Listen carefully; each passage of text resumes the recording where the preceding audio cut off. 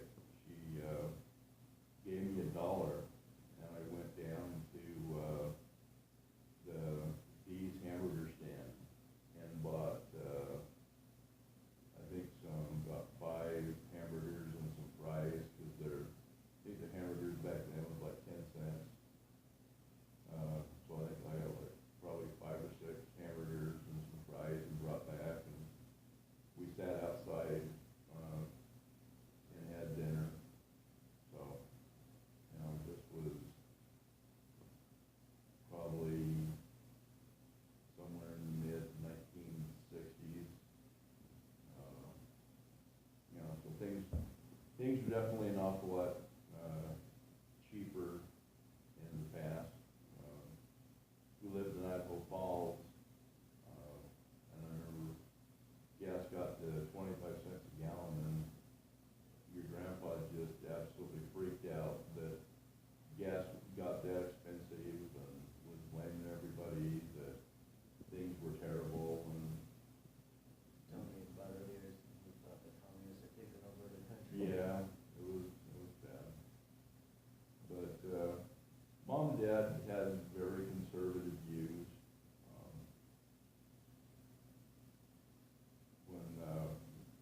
when we would have relatives that would come from Utah, he had a brother-in-law that, had very liberal views. Talking politics in the house got, very controversial,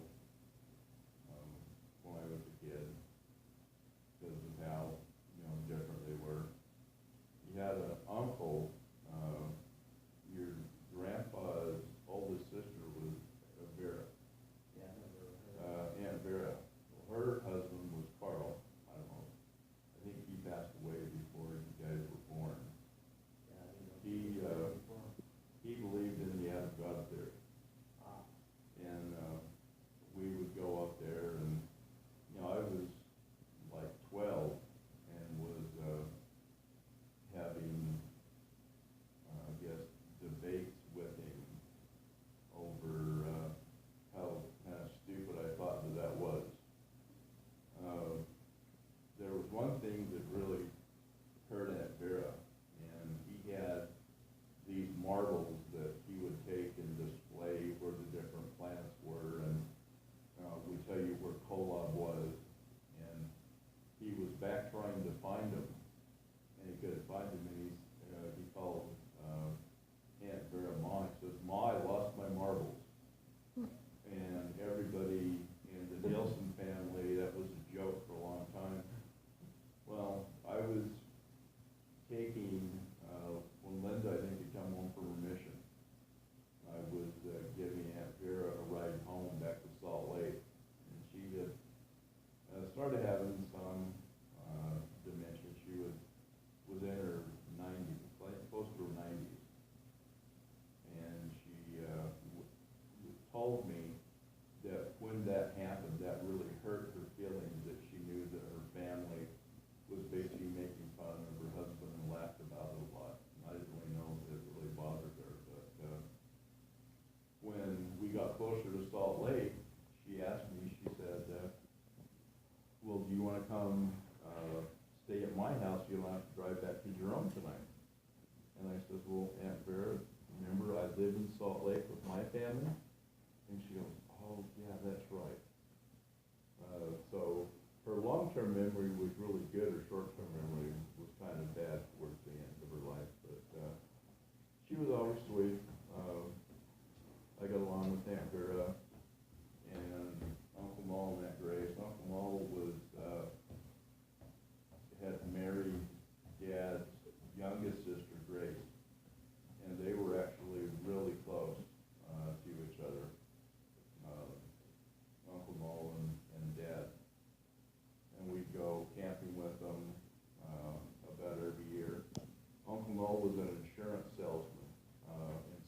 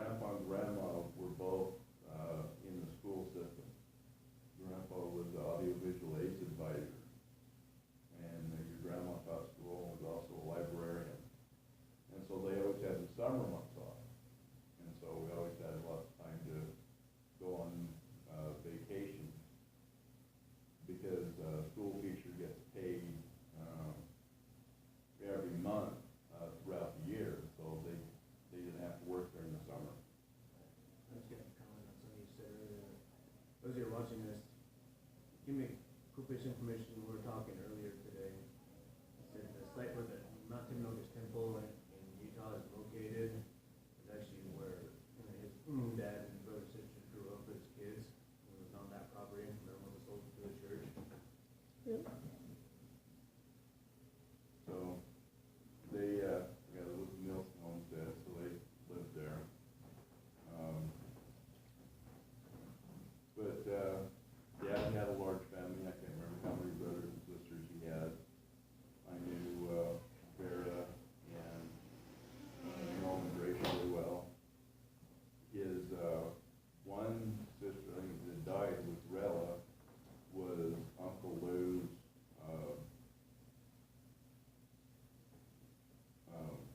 Uncle Lou was the husband, that he married into the family. And he was, had some kind of radical views, but, it was, I was actually closer to my dad's, family than I was, my mom's family. My mom had, two brothers that died in infancy, and she had, Uncle John, Uncle John was the oldest. Then there was Aunt Ruth, and then Mom, and Uncle Wayne, and then Uncle Alvin was the baby of the family. And they lived in, Manan, Idaho. Grandpa Keller had come from, Oklahoma, and he had a big potato farm there in, Manan, Idaho, which is about 30 miles north of Idaho Falls. And, my dad, your grandpa, would go up every year and help him on the farm, after he got, on the weekends, or if he get done with, school. He'd probably be done by about 4 o'clock. He'd go up till 9 or 9:30 at night and help Grandpa on the farm when it came time to harvest, because Grandpa always raised potatoes. I never thought it was that exciting to go pick potatoes, but I did a few times. It's probably why I grew up here in Utah instead of Idaho like you did. Yeah, the one thing that, when the end of my sophomore year, we moved from Idaho Falls to Jerome, and Dad retired and bought a 20-acre farm. So we raised cows and raised pigs, chickens. He had a garden, so we always had fresh vegetables all the time. And he was very proud of his garden. People would come from all over the area to look at his garden. Some of the chores I had when we were on the farm was I had to milk the cow, and then he had planted 30 fruit trees throughout the property. And I had to take a 5-gallon bucket, 2 5-gallon buckets of water to each fruit tree at least once or twice a day. And when I went to college and on my mission, Dad put in a sprinkler system to water the trees. And I said, couldn't we have done this 2 years ago? And he said, well, yeah, but then you wouldn't have had the experience of watering the trees. So it was his way of trying to get me to work, and those buckets got fairly heavy as you were carrying them all over. So. Yeah, he loves hard work. I remember we were visiting one time, and it's like I was saying, like, oh, you kids these days, you don't know how to work. Yeah, no, you're right, Grandpa. So now we're doing our time. Okay. So, one thing that I always remember about your dad, he would always tell me how they grew up with, when Bruce Arnold County, we were friends, they were like 10, 11, 12, something like that. They passed that went together when they were 12. And he was so proud that he had a friend that was an apostle. Yeah. And there was a guy in my mission, his name was Bruce Pinniger, he was one of my he was Bruce R. McConkey's grandson. So I would tell him like, oh yeah, your grandpa and my grandpa were friends as kids. We both thought that was kinda cool. Yeah. Yeah, I remember Dad would talk about, Elder McConkey, that he would memorize scripture every day. And that's how, as a youth, that's how we got when he was an adult, that he actually had the standard work memorized. He told me that story one time too.